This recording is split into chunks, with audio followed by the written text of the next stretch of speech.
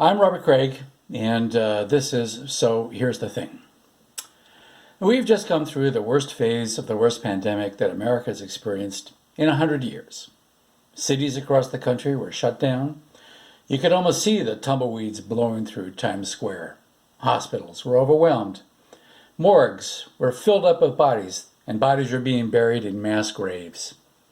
It was a horrific experience that traumatized tens of millions of Americans. Almost 1 million of us died.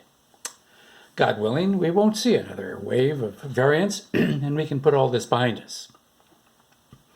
But one major effect of the pandemic that we have to deal with is the fact that worldwide supply chains are broken, especially in China, which is where the pandemic originally came from.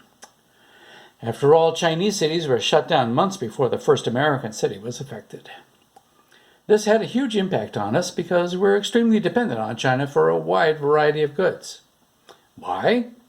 Because back in the 70s and 80s, American manufacturers decided that they could make much bigger profits if they shut down their factories in Buffalo and Pittsburgh and Cleveland and Detroit and a whole host of American cities and towns, and moved their factories to China or Mexico, leaving their erstwhile employees to live off crumbs. Now we're seeing that these supply chains that extend from Asia to Europe to America are fragile, complex, and attenuated. And it's going to take a while for them to recover to the levels that we saw in the before times. The good news is that America is finally recovering, and thanks to the recovery, demand for goods and services is going through the roof. The bad news is inflation has reared its ugly head, and prices for everything are going up too.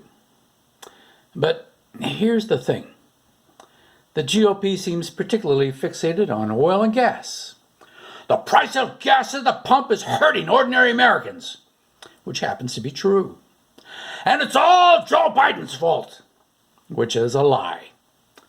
Meanwhile, you know who's doing all right? Better than all right, actually. They had record profits last year, the best in history. The oil and gas industry. What's that? An accident?